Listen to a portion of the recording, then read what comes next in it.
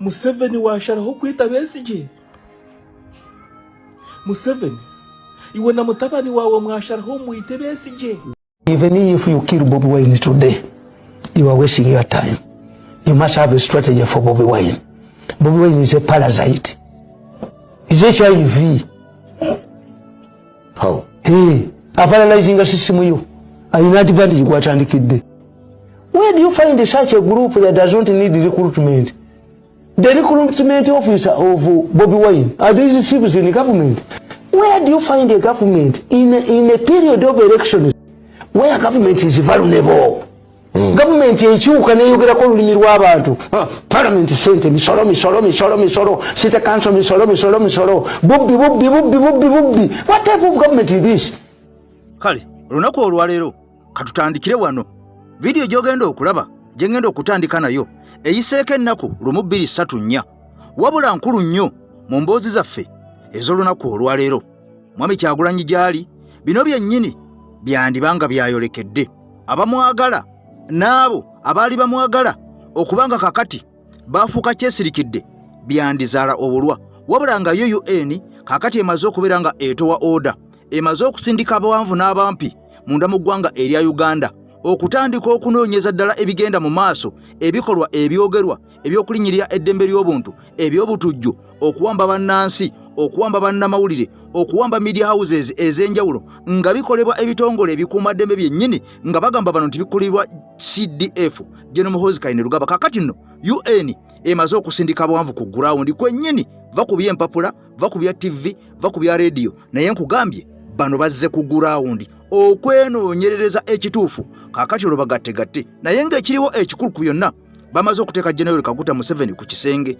Bano bamaze okubeera nga bamuteeka ku kisenge. Jjukira nti baze bamuwoninga enfunda n'enfunda nga n'olunaku olwaleero Muhammad Muwanga Kivumbi alabiseeko mu kkooti, wabula nga bannamawulire bamaze okubeera nga ekkooti esaba baweere, omuwaabi wa gavumenti asabye kkooti ewere bannamawulire abakwata live mu kkooti nga Muhammad Muwanga Kivumbi awozesebwa. Kakati bino byonna UN byewulira. Kakati nkugambye ku ground basazewo bajje beerabire bino bituufu oba si bituufu. Muhammad Muwanga Kivumbi akomonga ennaku z'omwezi 14 mu kkooti y'emu. Abaffe bannamawulire banagalirwa ebweru oba banaasigalamu. Nkugambye nti UN ekigireese ebimu ku ebyo byebyo, wabula nga sinakwongerayo nsaba video gimpeera ekigalo ntandike n'emboozi eno. Nkugambye nti eyiseeko ennaku ntono nnyo wabula nga nkulu nnyo mu bulamu bwa His Excellency Robert Kyagulanyi Ssentamu gy'awangaalira munda mu ggwanga erya America okumusabira okuba kweyongera. Kakati no Hajati Nakalembe omukyalo omusomi w'edduwa ntambulanga naye buli lunaku olukya ku nsi kuno. Nkugambye ebigambo bibino ennamba esembeyo 529 gwe gy'okubako n'omugamba nti EKTV ebisigadde ne bikwanguyira ne bibeera talatibu ng'emmere y'omuceere ku ttaka. Mame Suti Zirandi nkutumiddeko nnyo, nsaasidde taata. Kakati nno muganda nkakeeto katandike bwe tuti mu mboozi zino nga Jose Godizi Mmase omaze okutambuza emboozi eno abantu bagitegeere. Museveni washaraho kwita Besigye. Museveni iwe na mutabani wawe mwasharaho mwite Besigye. Video eno angikoledde Robert Kyagulanyi Ssentamu Bobi Wine. Video eno ngikoledde bannayuganda mwenna, nsaba munyambeko mugintambulize kozi mutagitambuza eyinza obutagenda akulwa TikTok ennaku zino mugiraba ebintu byekola, so nsaba gintambulize. Okusookera ddala nzenga 11 ekiro kyonna kuwairo Sebase oluvannyuma lw'ebyabadde mu kkooti olunaku lw'ejjo eri Dr. Kanokiza Besigye, byonna bye mwalabye nga katambi akali wano ku mulimu kulaba, omutima gwannumidde Kyagulanyi. Wallahi obwongo bwange bwadduse ku Kyagulanyi. Simanyi bannayuganda oba kutya tukwateekebwa mu ffe oba waliwo ensonga endala eba eri awo, naye bannayuganda tuli babi. Besigye oyo mu biseera bye kyemmanyi yayina abamwagala era nga baddayihaadi nga bamwagala ebyaddala, era amazima gali nti mu ye mu Besigye yali amanyi alwanirira obaolyawo oggwanga na bannayuganda, naye akaseera konna Besigye ke yamala nga akola be yakoleramu abaali bagamba bamwagala essaawa zino tebaliiwo, bannayuganda temuliiwo.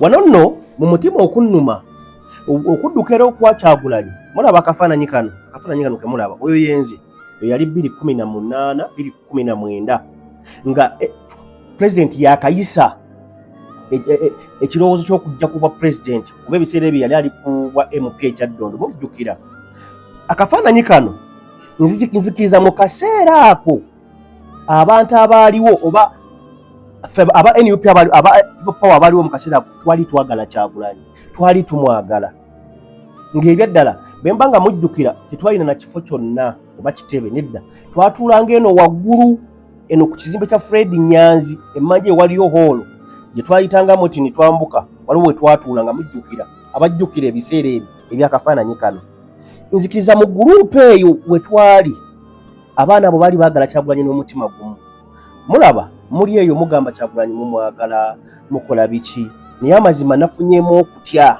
nga ndaba Besigye ali mu mbeera bw'ati bannabyabufuzi abaaliwo ku sayidi ye mu biseera we yabeererawo essaawa zino tewali kyanjawulo kye bataddewo yogera ku bannayuganda ebiseera ebyo abaalingawo nga balaga Besigye bamuliko wallahi bali waka beebase bali mu kulya no wanoozi we nkugambire nti omutima gwannumidde Kyagulanyi era simanyi president oba vidiyo n'agiraba nafunyemu ekirowoozo ekigamba oba bannayuganda osooka obaleke kubanga bakuusa bannaafuusi oba kye baagala tebakimanyi oba either nga baateekebwa mu kutya bo nga bba abantu wano nno wenjagadde era nsinzira omundi ogwokubiri gwe yenna eyaliwo mu biseera by'akafaananyi kano nno waliwo wandabye leero neyandabye ejjo beyandabye omwaka oguwedde oyo yenze 2018-2019 nga president yakayisa idea y'obwa president abaaliwo wano wenjagadde nzikiriza nti guruupu eyo abaana bonna abaagimu bajjukira twavanga mu bitundu ebyenjawulo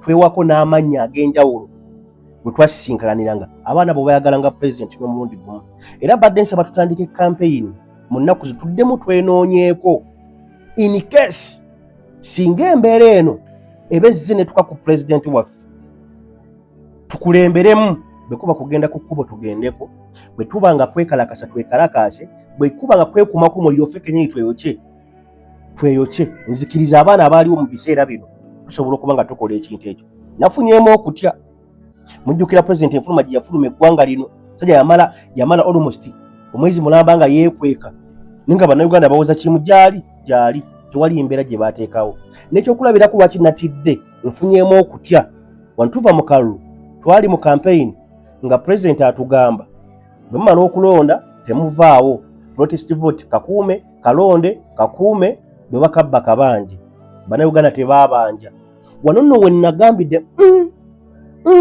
singa president waffe agenda mu mbeera bwetyo buno obwagazi bannayuganda bwe bagamba bamwagala bajja bukozesa kweri bwe kibanga abaabeesigye bamulaba mu mbeera bweti gy'alimu abaali jiimu ye funza bwe tunenya ku lijiimu eno tulina owaffe gwe tulowooza nti ye Kyagulanyi naye waliwo abaali lijiimu ye nga bakkiriza baatambula naye baabeeranga naye kubanza njukira ebiseera ebyo nalina mukama wange Federo yangobako ne ku mulimu olwo nga nsaze eddiiro nvudde wa Besigye ngenzo wa Kyagulanyi 2018 nangamba nze ku Besigye sikolaganamu tali wa Besigye kati abantu bwe batyo bembuuza mwaddawa muyambe ku Besigye mu mbeera gy'alimu wano era njagadde bannayuganda mwenna ng'okakasa nti oli wa Kyagulanyi twekumeekume tuddemu tusalire embeera eno amagezi omusajja atufuga alina ebigendererwa ne agenda yekwatambulya ndala nnyo eyawukana ne ku yaffe tuyinza okuddaano nga we tubiraba nga we tubyogera nga si we biri ng'omusajja alinze kimu kukwata Kyagulanyi ebyaddala ate ng'asobola okumukwata asobola okuba alazeeko baba ng'akutte Besigye natuka kusalina erikaaba bw'ati bannayuganda ne musigala nga mwebase nalabye Muhammad Nsereko sebo ye mu kubanja Besigye yagambye kanejjeko essuuti yange kanejjeko ettayi yange maye Museveni nsensebuse can you imagine ng'omusajja ali era afa okwekanya tewali bannayuganda musirise muti naye nga ye omusajja ali amanyi byonna bye yakola era akolera ggwanga Uganda. So Mr. President nkusabira kisinga nsaba embeera nereme kutuukako nsaba Allah akusingiriza abalabe yonna gy'oli niwe kibanga kyetaagisa nafunyeemu okutya ku lw'Abannayuganda bayinza okukusuulira mu kaseera ke wandibadde obeetaagiramu nga bano bakomeeyo. So gwe yenna ng'amanyi nti Kyagulanyi osobola okubaawo ku lulwe kankaddemu kali ke njogedde. Abaana abaaliwo nga tutandika nga NUP terina na kitebe nga tuli mu people power nga yakatandika be twatuulanga nabo emmanju ku kizimbe kya Nyanzi wano waggulu wano nga tuli emmanju eyo, bwe mba nga mukyaliyo tuddemu twenoonyeeko, tuddemu twesiggemu ensigo, twezze bujja kuba mmwe benjulira nti mmwe Kyagulanyi mumwagala ekyenkanidde awo. Abaana baliwo mu biseera by'akafaananyi kano mbagambye mmwe mbajulira, tuddemu twenoonyeeko. Mba nga gye muli mbalabe wansi mu comment, tuddemu twezze bujja, tuddemu twegogole, twetegekera embeera inikesi ng'ebyo bibaddewo, kubanga omukulu ali mu buyinza wano ye ali ready okukola buli kimu oba oli awo ku bannayuganda. Free political prisoners, free Dr. Kanokiza Besigye, free King Zale ne political prisoners abalala. Mr. President, singa obaka buno bunaakutukako nja kweyanza. Kale kati nkakasa omaze okubeera nga akatambi kaffe, emboozi zaffe, vidiyo yaffe ogiwa ekigalo butereevu nnyo esobole okubeera nga etolontoka etuuke ku oyo salumanya ne naalumanya, kubanga bino bikulu alina okubeera nga abitegera yonna gy'asangibwa. Kakati nno nga bwe twatandise nga nkutegeeza nti ekitongole kya UN kyamaze dda okuta omukuku namutaayiika, era nga bano bagamba nti Uganda crackdown on fundamental freedoms. Kakati nno owuliriza emboozi ebadde ey'okusagamu obusaazi, ebigambo bifuuse birinnya enkandago era nga byolekedde ogw'omulamuzi. Okusinziira ku kitongole kino ekya UN bagamba nti ekimala ennyindo y'enkoko kyekyenyi. Okusinziira ku mawulire agafuluma agetolola eggwanga erya Uganda buli lunaku olukya, bano abasajja be bawulira byewuunyisa, bibaleetera okunyeenya omutwe ng'embuzi etenda enkuba, kubanga bino tebaabisuubira. Jjukira nti Uganda y'emu ku mawanga agali mu mukago ogwo ogukuli wansi w'ekitongole ekya UN. Kaakati buli lwe bawulira bino nga bigenda mu maaso nti okulinyirira eddembe ly'obuntu be baana baliwo munda mu ggwanga erya Uganda. Kyokka ng'ate mwenye General Kaguta Museveni, omusajja omukulu omukadde ow'Entebe, agamba ebigambo bibino gyebuvuddeko yategeeza ensi nti mu bulamu bwange kati mpezezza kumpi emyaka nga 5 n'okusoba 56 nga ndimira ebya politics, siragirangako muntu yenna kubeera nga atulugunyizibwa. Museveni annyonnyola, siragirangako opposition wange yenna kubeera nga atulugunyizibwa. Museveni addamu n'ategeeza, siragirangako kabeere mwana kubeera nga atulugunyizibwa, siragirangako muntu yenna mukuumaddembe alinyirire eddembe atulugunye abonyebonye abanvuganya, abaana bato, abantu babulijjo, oba oliawo n'abantu bonna abagwa mu kkowe eryo. Nze nange kennyini nga bondaba emikono gyange. Museveni ayongera okutottola nti emikono gyange giri kiriini, emikono gyange gitukula, siina muntu n'omu gwe nali mbonyaabonyeza, gwe nali tulugunyiziddwa, gwe nali ntulugunyizza mu myaka gino gyonna gye mmaze Entebe nga ndi mu ntebe. Kaakati nno mwami Museveni y'omu nga yerabidde nti yategeeza gye buvuddeko nti nze I used to come, bino bya luzungu naye nja bivunula. Museveni agamba I used to come and do underground work from Tanzania, very dangerous work. Byali bya Museveni. Yategeeza ensi najjanga mu Uganda nenkola underground work oba emirimu egy'enkukutu, naye ng'emirimu gya bulabe nnyo olwamalanga okugikola ne neesolosa nenzira munda mu ggwanga erya Tanzania. Kakati akugambye talagirangako omuntu n'omu atulugunyizibwe. Era bino bye mulaba abantu bye bavaayo nga babookezza paasi, nga babasazesaze mu mugongo, abalala nga bagamba ffe baatukuba ebiyiso, abalala ne bategeeza ffe baatukubisa amasannyalaze, bangi nga bagamba nze bansiba ekiwero ku maaso ne banfukirirako amazzi. Byonna mwami Museveni agamba mbw ababikola ye tabamanyi era ye tabalaba, era ye agamba mu geregimu ye teri muntu n'omu atulugunyizibwa. Yategeeza gye buvuddeko Uganda y'ensi emu kuzisinga mbw eddembe ly'obuntu. Kaakati nno bino abasajja olubiwulire ne baga nti katubiteekemu engatto tugende ku gurawundi twenoonyerereze. Wabula bino nga bitambula bwe biti, abantu badduse munda mu ggwanga erya Uganda kigambibwa mbu kati nga Honorable Ssemujju Nganda baamanyanga ebigenda mu maaso, naye baasirikanga olw'okuba balinanga akasajja ku mutima ku mwami Kyagulanyi Ssentamu. Bano nga balaba tasaanidde ajja atya from nowhere, from ghetto, ate ye najja n'ayita ku bano abasajja baali baasiba amataayi, abasajja abayivu, abasajja babaddewo ebbanga. Kati omusajja agamba nti bano bonna baawuliranga ensalo ku mwami Kyagulanyi, yakandanga kubagamba bannange mujje munneegatteko, kino kyenkola buli omu kimuyamba, mujja kukiwulira, bannange batutulugunya, abantu battibwa, abantu bawambibwa, nga mwami Ssemujju bino tebabiraba. Naye mbu yali nnugu, yali nsaalwa. olunaku olwaleero bakibatuuseeko kaakati batandise okubeera nga baripentinga beenenya batandise okubeera nga bekuba endekamwoyo nga bagamba tetwamanya wabula bino byonna kigambibwa mbu baabimanya naye tebaayagala kumanya ng'ensaalwa mbu yeebali obubi Katonda yabuse mu jungando ekyo kati kati yakabuka kati mbu bintu bya serious bakusobola okunoonya Bakimanyi nti bya serious nenja nkubulye mwami Samu nga tetwebuzaabuziza bannabyabufuzi baafunamukko ku nsaalwa nga Kyagulanyi ayiseeyo balabanga atasaanidde ne beekuŋŋaanya bamukube amaze balema yabalema yabalakira toyinza mwami Kyagulanyi tamirika yabalema opposition yalemwa Kyagulanyi ate opposition ebadde enkambwe nnyo eri Kyagulanyi n'okusinga gavumenti ate ng'opposition erwanyisa ate Kyagulanyi opposition bo nga bakulaga tasaanidde naye nga bonna bakimanyi nti ebintu tebitambula bulungi namba ne batuuka n'okugaa nti ate nze okuba ne Kyagulanyi ate mwami Museveni agenda mu maaso ng'akyogera wali ku opposition ng'oli ayogera ekyo subhanallah obudde butuuse buli mbuzi ne kati ze kyeŋŋamba gavumenti abantu nze omuntu nga simwagala bw'abadduka muleka n'agenda kakati ebintu bino tulekeraawo okuzanyira ebyobufuzi mu kuluma kwa bannaffe era ndaba bangi waliwo abalabanga Besigye ngeyeekoza kumpi omusajja ali mu ssa lyakufa musajja wanyamunyigira n'olaba omuntu abagamba nti Erias olina yeeyogeza ku Ssaalongobola abwafaanana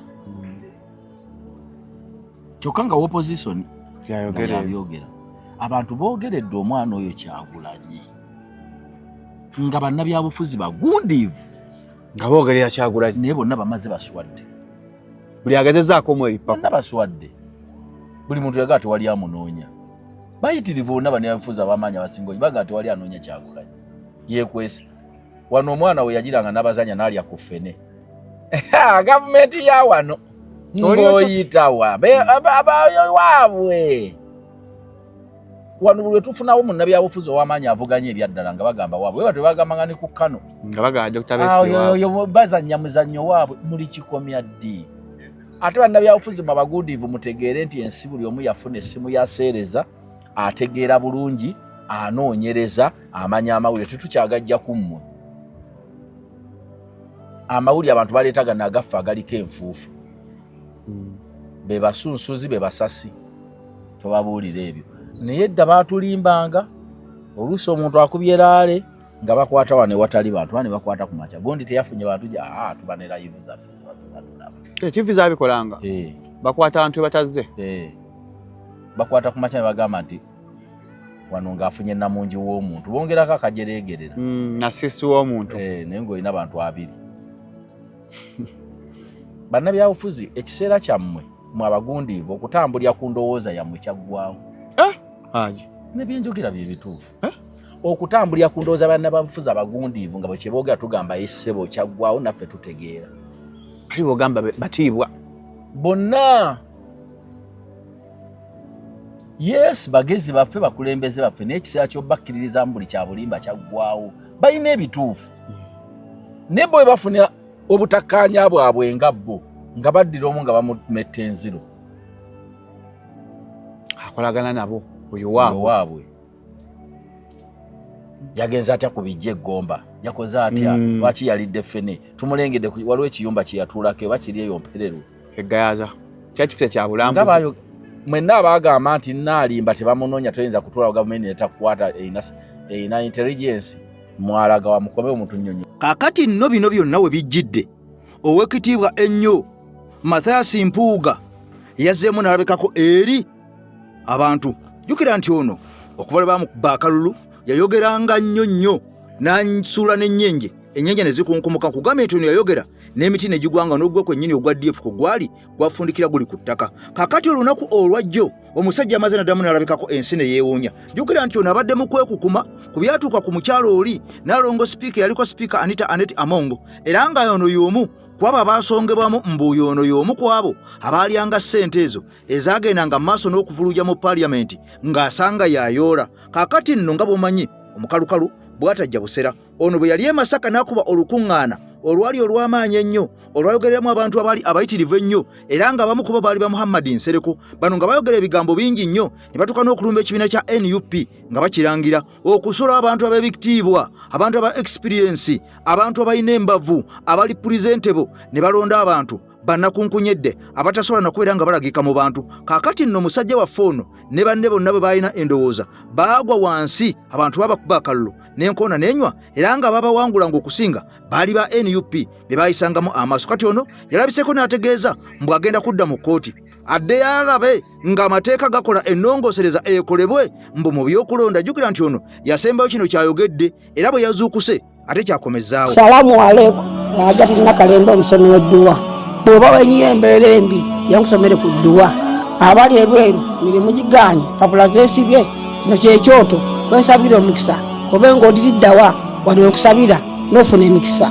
Ky'oba olabanga abirira ebinyonyi ebitalina kyakulya naawe atalina mulimu jankusomere ku dduwa ofuna omukisa. Eno ennyanja kwesira buli kimu ekisira ne kiba kikujjudde nekikasuka mu nnyanja nekikunta nekigenda. Nze Hajjati Nakalembe kambawe ennamba yange yeeno 052537529. Temuddeeyo nemwebakira ebizibu mukoye ku nnamba yange eno. Mujjukira olunaku Mathias Mpuuga lwe yatuuka n'okutegeka omukolo era n'ategeka emikolo egy'enjawulo ne zi public events ez'enjawulo n'ayita abantu nga bano nga kano ke kabinja kakuŋŋaanya. Baayogeza amaanyi nga bajereegerera abantu abalala n'ebibiina ebirala. Muhammad Nsereko n'atuuka okujerega Lubowa Ssebina gy'aviira mu lujjudde, n'atuuka okujerega leader of opposition yali aliko nti ekibiina kya NUP lwaki kisikiza abantu ab'amaanyi ab'ekitiibwa abalina ne diplomatic passports ne kibasikiza abantu ababuyabuya. Muhammad Nsereko wenjogerera kati ordinary Ugandani. Buli kitundu kironda omuntu akifaanana. Kakati njagala okyuse tooki otunuulire BMP. Buli omu buli bw'omutunuulira ng'ogalawo nno abamufaanana. Kyusa tooki oti nyendo mukungwe mwekubireko mu ngalo.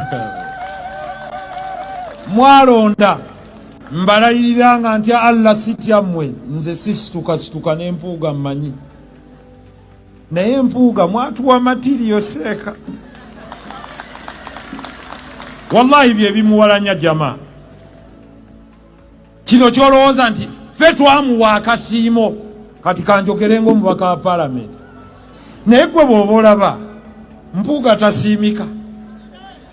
Baloopu bonna bazze ne bananaagirira ku fulo ya Parliament bajobojajobojaamu awo ebigambo. Waliwo eyamwenkanya n'atukuŋŋaanya nze nange n'antuuzaawo wendi. Nze nga situuzika ya Rabbi. Ngandi wamputu ngandi wambazuulu. Naye Mpuuga yagiranga ati nanga Stanley Muhammad abasajja sooka ogiroti titugireetere muno. Nembaga nti kaakati nno ebbeeyi y'amasannyalaze erina okukendeera oba umeme erina okufuluma. Ekiteeso nakireeta nga Mpuuga ali wano ku bbala. Ne tugabwa peneti ku mmwanyi nga Mpuuga yakireeta. Bano ne bajja ne be emmwanyi mujo. Kati wano wenjagala owulire wano we yatandikira okujereegerera era n'okwagala okusiga ekifaananyi okulaga nti bano be basikizza Mpuuga nti babuyabuya era mbu ebyo ye bye yakola okuleeta amateeka Simaana n'Empuuga biki mbu bano abalala bo tebabisobola. Wuliriza.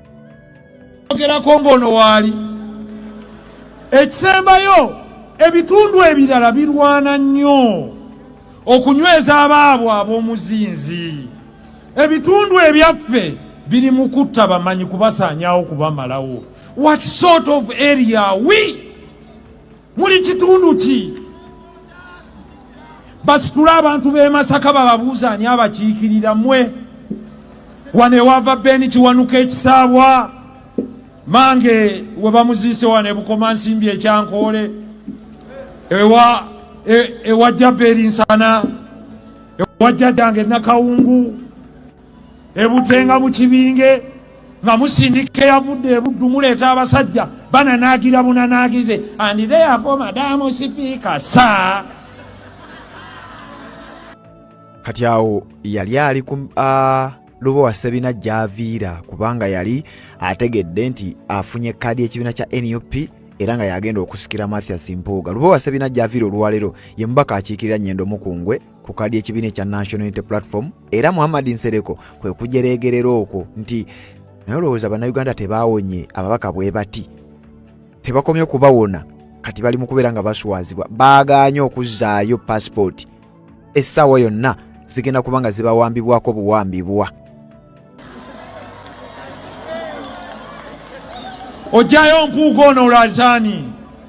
Please mulekeraawo okwenyooma. Mulimu ebitundu ebituuka ne bizaawa.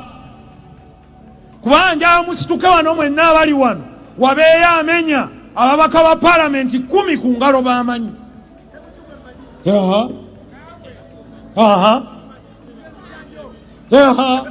Kakati nga baweddeyo ate mukutta abammwe be mujjayo nti mwe muveeyo tugezese ne bano mwe mufaanana ki? Ensi etegeera tetta bamanyi baayo kuteekawo baje. Kakati nno bino nga biri bwe biti era nga bikyagenda mu maaso. Dr. Kizza Besigye Kifeefe nga tannatuusibwa mu mbeera gy'alimu. Jjukira nti ono ye buvuddeko ya faintinga n'agwa mu kkooti, era ono yaddusibwa mu ddwaliro e Mulago nga biwala ttaka nga tasula otasibewo yali ku mimwa. Wabula wenjogerera olunaku olwaleero ensonda zindaga Dr. Kizza Besigye Kifeefe mu ddwaliro e Mulago gy'abadde apookiza n'ekirwadde. Bantu bagenza okugendayo abo abamuli okumpi abakkirizibwa okumulabako musajja tungajiddwa dda mu ddwaliro ne badduka eruzira mu ddwaliro eryeruzira nga nayo taliiyo. Kati ensi yeebuuza ono yabuliddewa, wabula ono nga tannakwatibwa alina ebigambo bingi bye yayogeranga. Abantu abamu bye baabuusanga amaaso nga balowooza nti yalinga ali mu katemba, yalinga ali mu komedi, mbu yalinga akolagana ne Museveni. So baabuwe kye bataamanya nti omusajja yali waddala, yali mutuufu, yali siriyaasi nnyo, era yali mu struggle already nga bamu tebonna bakubeera nga muzuukuka. Eyo gye yalwaniranga temwabeerangayo. Kaakati nno ampuliriza nkutegeeza nti mu ddwaliro e Mulago omusajja yaggiddwayo, kyokka nga neruzira mu ddwaliro omusajja taliiyo, kyokka nga tannafulumizibwako bweru wa Uganda. Kakati abantu beebuuza, Besigye yalazeewa? Besigye mufu ali mu ggwanika Mulago? Besigye yabuliddewa? Kubanga n'abagenze mu kkomero okumulabako mu upper prison baatuuseyo nga taliiyo. Abaffe bino byali bya Besigye, naye nga tulina bakubeera nga tumanya wa awatuufu waali olunaku olwaleero n'essaawa zino. Katubiwulire ebigambo bino bye yayogeranga, abantu ne balowooza nti ali mu katemba, kumbe omusajja ali siriyaasi nnyo. Emanyi era abantu obutategeera nakugambye nti ebyobufuzi okusooka ne bwe mubanga mukkaanyiza oba temukkaanyiza teri kibafuula balabe. Era nze njagala nkutegeeze siina mulabe n'omu. Ne bw'aba Museveni ampita mulabe we naye simutwala ng'omulabe, simutwala. Ne bw'aba ani ono yankuba biragala mu maaso n'omupoliisi namugamba nti nze nakusonyiwa, sikutwala nga mulabe. Kubanga kyenwana nakyo si ggwe, tulwanira nsi. Kati oli mu kkubo erituusa ku nsi yaffe gye twagala tukujje mu kkubo, naye si ggwe ekizibu kyaffe nti twagala oba ofe oba okole ki, twagala eggwanga lyaffe. Era y'ensonga lwaki nze nenteesaganya sizigaana okujjako nti tuteesa ku kimu, kuta obuyinza bw'owambye transition gye tuteesaako. Era bize bano abateesa simanyi twagala reform, kwonoona biseera. Tosobola kubeera mu reform nga tewali bufuzi obutambulira ku mateeka. Reform zikuyambe ki nga n'amateeka agaliwo teri agagoberera, nga Besigye awangula akalulu n'omutwala emuloto mu kkomera. So Bobi Wine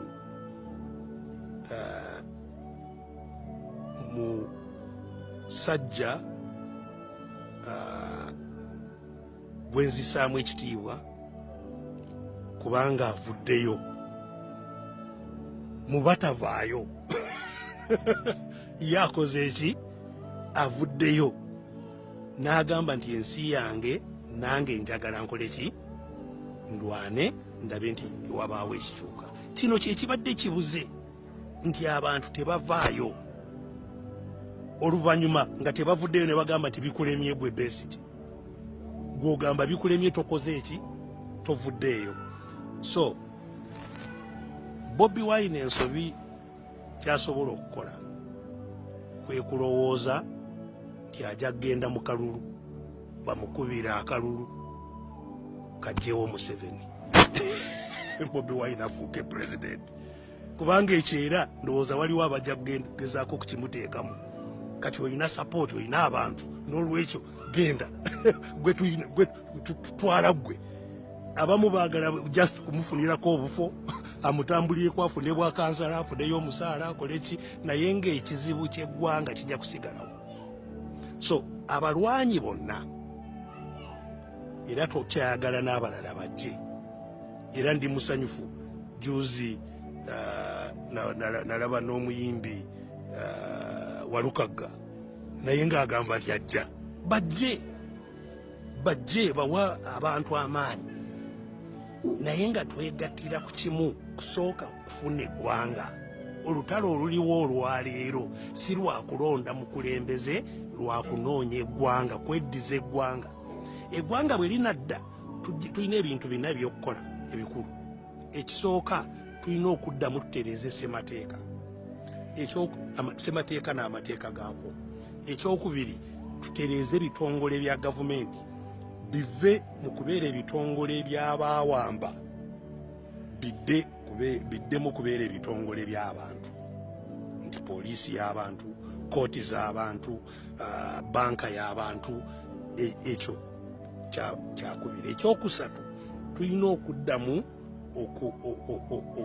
okutabagana ng'aba bannayuganda, kubanga waliwo ebiwundu biyitirivu mu bantu n'okukyawagana kuyitirivu. Era n'ebimu by'owulira abagamba nti Besigye ne Museveni bonna kyekimu, ekiboogeza ebyo abamu, kubanga ffenna tuva sayidi emu agamba bonna beeyo. Kale obukyayi n'ebiwundu ebiri mu bantu biyitirivu, tulina okubeera n'akabanga ketwenaazaako ebiwundu, twenyiga ebiwundu bino ne twogera byavaawa, tubikoledde kyabaabireeta, ne tufuna reconciliation ng'eggwanga. Ekyokuna ebyo nga biwedde tulyoke tufuna akalulu ak'amazima n'obwenkanya. Tetulifuna akalulu k'amazima na bwenkanya nga tetuyise mu transition. So olutalo olwakano lwakulaba titununula ggwanga, tulitereeze liryoke lituwa abakulembeze. Simanyi oba amawulire gano mwagafunye naye n'atannagafuna bw'oba obugobera Media Choice Africa kati kangakuwe. Basebo ne banyabo mu ngeri etakkirizika namukaddeyo Kaguta Museveni, the shameless old man, avuddeyo olunaku olwaleero n'akola statements ezeewuunyisa. Nyongedde okukakasa nti namukadde ono yalibanga ekyamazima yasiimuuka, ng'ebigenda maaso azuukuka buzuukusi, nga tewali mu ggwanga kigenda maaso kyategeera. Alowooza tukyali mu 1900 nga basayininga endagaano y'olwenda. Atuyita basiru, atulabanga abajega, ayogera naffe nga abatategeera, akola statement nga abatabadde mu ggwanga, bw'ojja nti eggwanga yalirimu n'abatabani be bokka. Olunaku olwaleero obutabeetoolooza, namukadde Nakyemalira, the shameless comrade and the forgetful old man, awandiise ekiwandiiko ekimalamu ekitiibwa bannansi b'eggwanga lya Uganda, bwe yeefudde nti ali mu kuddamu ebbaluwa oba ali mu kuddamu articles za musajja mukulu Andrew Mwenda, n'akola statement mbu ye mu bulamu bwe bwonna obw'emyaka 56 egiyise talagirangako, talina gwe yagamba, teyeetabangako mu kikolwa kya kutulugunya, okutta oba okuwamba omuntu yenna amuvuganya mu by'obufuzi. Statement eyo basebo ne banyaba enkuddeko waya.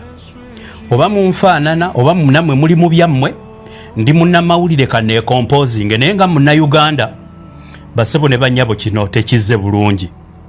Kakati tulokkalire mbikubuulire gye bivudde. Basebo ne banyabo in a dramatic turn of events, namukadde Nakyemalira Yoweri Kaguta Museveni agenze ku mukutu gwe oguli official ogwali badde ogwa president wa Uganda Yoweri Kaguta Museveni, n'ateekako statement ng'addamu mbu Andrew Mwenda ku articles eyawandiise ku muvubuka ow'emyaka emito ayitibwa Stephen Nuwagaba. Mu article eno gy'awandiise agiweerezza mmwe mwenna abazzukulu be siri omu ku bo, era n'ababuuzaako naye ingredients oba content abadde mu bbaluwa eno anyiiza n'owulira ng'akutuuse ku gumba n'owulira ng'akutuuse ne ku busomyo. Kirabika Museveni amazima yasiimuka tamanyi bigenda maaso, kubanga bwebanga ddala ekintu kino akiwandiise ng'abadde mu Uganda emyaka 5 ku 10 egiyise, yalibadde tasekerera magumba g'abantu baffe, yalibadde tasekerera baana baffe basibye, yalibadde tasekerera. Naye byonna kambijjewo ngenda kukubuulira kiki ekipakuddeyo Namukadde ajawandiika amabaluwa gano. Basebo ne bannyabo okusingira ddala mwe bannankyukakyuka nze mbagamba nti kigenda kaluubirira Namukadde ono okumalako ekisanja kino. Obubonero bwonna bweraga abazungu bavuddeyo bamutadde ku nninga, atandise n'okwewaka n'ebintu byennyini byabadde akola nga zaabyogera nga n'obutambi tubulina. Oba tuyita ki? Oba Museveni bw'atulaba alaba twawunga tuli zombi tetutegeera? Statement z'awandiise zonna nzirina, naye awandiise ekiwandiiko kibadde kiwanvu nnyo nga kirabika akitegekedde ebbanga. N'ateekamu ebifaananyi, n'ateekamu ebyokutemula abantu ebitiisatiisa, ataddemu ebintu bingi, naye tetutidde okusevinga okusoma bino byonna byawandiise ebitaliimu nsa. Ngenda bikusamarayizingira nkubulira ebyo byonna gye byava olyoka otegeere, naye mulimu ka statement nga sinaba kola kintu kyonna. Mu bintu bino ebingi byawandiise, oguwandiiko ogwe gonna nga bw'ogulaba awo, mulimu ka statement akankuddeko waya, kansoke nga nkakusomere nga sinaba na kugenda walala wonna. Kaakano wano kagamba mbu in the last 56 years I have been fighting. I have never tortured or ordered anybody to torture an opponent because of the reasons mentioned above. Simanyi oba first tategera kigambo opponent, simanyi oba opponent bagamba be baliwa, naye kandowooze opponent ngeri gyali president ya Bakalulu ategeeza ba political opponent. Basebo ne bannyabo mu bingi nnyo bye ngenda okugamba, statement eyo njagala ogiteekeko essira kati tuulokkalire nkubuulire. Njagala okubategeezaako nti Namukadde nakyemalira ekimugoba kinene nnyo, kimuyinze n'atandika n'okwogera ebitakwatagana. Museveni ekisanja kino yakibba naye yakyebbira. Nyongera okubakoowoolako bannankyukakyuka mwongereko kigere. Namukadde tajja kumalako kisanja. Atandise n'okwewakana bino naye byonna byavuddewa.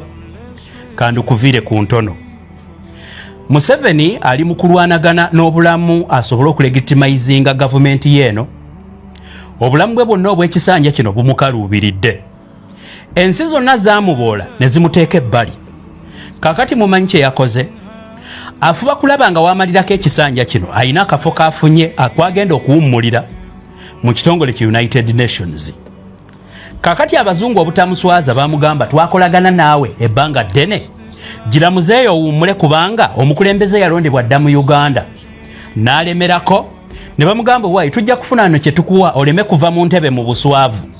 Yalemeddeko kye muva mulaba nga Museveni waawa gwe mumanyi obulungi eyenda osinza olala otunu agende mu kitongole kya United Nations. Kakati bwe batuuseeyo njagala nkutegeezeeko, mulowooza Museveni abadde tamanyi nti abaana b'ekibiina ki National Unity Platform emyaka 6 egibadde gigenda mu 7 babadde basibe? Mutunuulire ebikolwa bino mutegere kye mbagamba. Oluvannyuma lw'abazungu omuteeka ku pressure, Kasa yasindise olala otunu mu kitongole kya United Nations. Olala otunu yasanzeeyo fayiro ezigenda okuggisaako Museveni. Ng'akayi kaseera Namukadde ne bamusaba nti obutakuswaza nnyo leka tukuze ebbali, Uganda yalonda dda, Uganda erina omukulembeze. N'alemerako n'asabayo ekisanja kimu mbu kino kyagenda okumalako yeetereeze. Kaakati wa alina okuwummulira mu United Nations olw'okuba gavumenti ye bagima legitimacy. Awulira ng'afiirawo ayagala olala otunakwate United Nations asinziire okwo, naye abazungu bamugambye bwotyo bulijjo bw'otugamba. Kaakati ennaafu is ennaafu. omanyi n'ekimu ku bikyasinza okuluma Museveni mu bulamu bwe bwonna bw'atugumbudde abantu United Nations temuteekangako ku lukiiko lwa Security Council kati ekimu ku byasinga okufiirako mbw'ayagala abazungu bwe bagenda omujja mu bukulembeze mu Uganda bayambeko bannansi abalonda omukulembeze waabwe abadde ayagala ekisanja kino wakimalirako nti Uganda ng'etuddeko ku Security Council obulamu bwe bwonna abadde president si mumativu obulamu bwe bwonna akoze ebintu tamatidde mbikujjira eri yonna ndyoka enkutuuse lwaki beekobanye ne Andrew Mwenda bakole bu article buno obw'ekisiru bawuddisizeeko abantu nti ffenna tugende eri abamanyi eby'omunda tubimanyi basebo ne bannyabo obulamu bwa Museveni bwonna Somalia etuula ku Security Council United Nations Security Council newankubadde si ba permanent members Somalia ndowooza evaako December wa mwaka guno Democratic Republic of Congo etuula ku lukiiko lwa Security Council singa permanent member wabula etuulako era ekisanja kya Democratic Republic of Congo kiggwako 2027 Museveni obulamu bwe bwonna abadde afiirawo nga bwe yeewaana mu magye bwe yeewaana strategy mbw'ayagala atuleko ku Security Council kakati ekimu ku byafiirako olw'okuba nti yakitegedde nti bagenda kumuggyako ekisanja tajja kimalako ayagala atuleko ku Security Council nga tannafa kati bwe yatuuseeyo olala otuno n'akitegeera nti fayiro ze balina ku Namukadde ezigenda omugisa mu ntebe nyingi nnyo yakizudde reeti nnyo kati atandika obyewakana bwe yakitegedde nti fayiro nyingi nnyo ezimutuddemu mu United Nations Security Council nkugambye agoba ayagala kutuula ku Security Council babuuzizza eyabaddeyo nti kale ayagala kutuula ku Security Council naye ebisango bino byonna byalina ebyokutulugunya buli muntu amuvuganya kati yadduka mu ggwanga abalala batunda byabwe kudduka mu ggwanga eyamuvuganya ali mu bwanganguse mu America tugenda kutuula tutya n'omuntu ekikula bwe kityo ku Security Council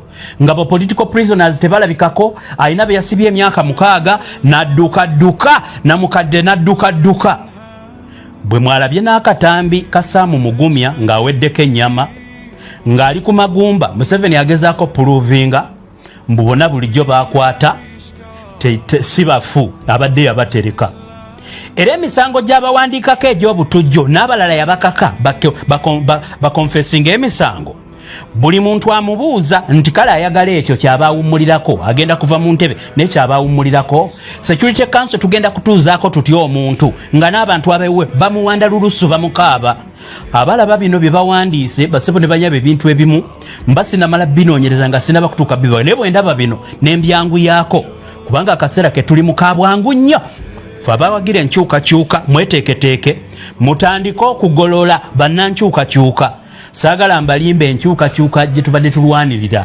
esembedde tunaatera ogirabako saagala mugambe nti abasajja abo balimba Museveni tagenda kubawa lubeerera olaba atandika n'okwerabira ebikolwa by'abadde akola kakati oluvannyuma lw'okukitegeera yadduse n'aleeta Muwanga Kivumbi gwe badde amuvunaana emisango amute oyo ne bamuta mu wiiki y'emu ate bamuta ne bamugjayo eri ne bamutwala mbu bamuvunaane mu nkola ey'amateeka mu kaseera kamu katono n'ayanguyiriza omusango gwa Kizza Besigye gutandike era puresha ebeerewo nnyo omusango bagusale mangu supiidi kubanga akimanyi tebasegenda kusobola kumwekulubesiza anoonyeza legitimacy eganye newe badde baagala omuteeka okuwummulira bagenza okulaba nga tajjaawo kati agenda kuwummula disgracefully as a shameless old man and a forgetful comrade bonna be yalwana nabo yabasuula kakati mbw ajja awandiika bino kati mu katemba gwe balimu ne musajja mukulu ndyamu byange ngenda Andrew Mwenda yali awo mu lukuubo bamukozesa bukozesa bewandiisa ne babaako ekintu kye boogera ne bateekamu ensi Israeli bino Museveni asobola okurespondinga abantu baamuboola enedda abamwogerangako kati eggwanga lyonna lyata ne bamusiriikirira akasiriikiriro kamulumya nnyo n'okusinga abavaayo ne bamuvuma kamulumya akasiriikiriro n'atandika n'okwecreatingirawo abamuddamu abali artificial omukadde agenda mwenyweze omukadde agenda basebo ne bannyabo mu wiiki emu bwe yalabye nti nno kimutuddemu n'adduka ate ba political prisoner n'ayanguwa omusango gwa Kizza Besigye gumuve mu bulago n'adduka ayendosinga olala otunu agende mu United Nations n'adduka byonna ebyekisiru byabadde akola kati abiddusaddusa olwaleero avuddeyo n'awandika statement to save your time obutawuliriza bintu bya Museveni kuba abasinga byabatama nange nga munnamawulire n'alibadde sibisaka wabula bino bye bikulu ze bigenda okukola omusingi ogwa Uganda empya Uganda empya egenda capitalizinga ku nsobi z'abayiseewo kwe tugenda okufuukira ng'olupimo lwaki omukulembeze wa Uganda omulonde agenda kuba wanjawulo. Actually owekitiibwa Kyagulanyi ne bweyalibadde nga teyalibadde president mulungi ebibi bya Museveni ne kafamire ke ebitwakadde nga Bible bwebyogerako nga bendere myufu ddala bireetera omukulembeze anaddako ne bwakolayo akantu katono aba mulungi nnyo kubanga Museveni abadde mubi omusajja abadde mubi ate si kukoma bukomi bubi wabula n'obukulupya mukulupya omusajja muyaaye saagala mbalimba ebigambo byawandiise wano kambi bayitiremu nammwe mugenda kakasa nti omuntu gw'empita omuyaaye kituufu muyaaye wa ddala muwulirize okubijja eri mu statement ya Museveni kambaleetere omuvubuka ayitibwa Nuwagaba. Musajja mukulu Andrew Mwenda yadduka nnyo olupapula lwe luyitibwa The Independent Online Magazine simanyi oba bakyagikuba naye ku online kweri yakeera ku makya n'awandiika ku mulenzi mboba myaka 20 in late 20s mbono omulenzi simanya yefuula kiwaji mufere yagende wa Museveni eggwanga yali wamba weewunya omulenzi w'emyaka 27 bwe bakugamba mbwe eggwanga yali wamba kakati basebo ne banyabo muwulire. Andrew Mwenda yakeera mu byekisiru byabwe kambi kunnyonnyola osobole okutegeera pressure Museveni gyagijje ng'agenda mu kapapula kaka Independent nga wandikamu articles ng'aziwandika ku muvubuka ayitibwa Nuwagaba. Ndowooza bwe nkulagaawo mu lupapula lwa Independent Stephen Nuwagaba y'oyo ng'ayimiridde ne Museveni. Andrew Mwenda ng'alumiriza nti oyo omulenzi gwe mulaba awambye ebitongole bya security byonna yabikozesa gasiya. Basebo ne banyabo kambabuulire temugwanga mu trap za bino ebyekisiru. Oyo propaganda olw'okuba Museveni abantu baamuboola tewakyali amwagala ne weewaawo anoonya wasinzira okutandika okwogera ne wabula edda bwe yalina reopposition ng'akyalimu n'ensa yasobolanga okubanga abaako byawandika naye kati abantu baamuboola tebamuddamu kyakola kwe kufuna bano abalenzi nga ba Andrew Mwenda ne bawandika okulaga nti asobola okuopozinga okusiiga the small picture ye kyalowooza nti kisobola okukola international dues ebyo byakoma alage nti musajja mulungi mu bukadde bwe musajja si mutemu kakati Nuwagaba oyo gwolaba ayogerwako ssebo mbu yawamba ebitongole bya security kakati wuliriza yamuwandiikako bi article bingi n'alaga ebifaananyi Nuwagaba ng'ali ne president ono omusajja mukulu ow'SFC kakati n'alaga nga Nuwagaba ali ne Museveni ne mukyala we Janet n'alaga emmotoka za Nuwagaba Museveni ze yamuwa state of the art ku ssente z'omuwi w'omusolo n'alaga abasirikale abamukuuma b'SFC ku ssente z'omuwi w'omusolo n'alaga bingi nnyo teyakoma kuwandika eyo article n'awandiika endala ng'eriko omutwe mu the president is son nga nnyonnyola nti ono si mufere mulwadde mbu yagamba akolera Mossad eya Israeli n'alaga ne IDs oba ye Nuwagaba ideas reportinga wa Andrew Mwenda weewuunye era ne ka article kaakaawo n'alaga mbu ono omulenzi myaka 27 ku 28 ayingira 3 mbu yawambye ebitongole bya security byonna yabikozesa ensobi era aba security tewali muntu n'omu akola nsobi. Kakati kyewunyisa ng'ate kituufu mu mpulirize Andrew Mwenda alaga nti nno munywanyi wa Muhoozi Kainerugaba akwata n'enswera n'agizannyirako lwaki bwe kiba ngono yamusanga nti mufere lwaki Muhoozi Kainerugaba nga mutabani wa Nakyemalira teyagenda n'atassa kitaawe ku mufere omufere yalangirira nti wa Mossad bingi nnyo bye yawandiika ngenda bibabuulira kakati ndowooza omuvubuka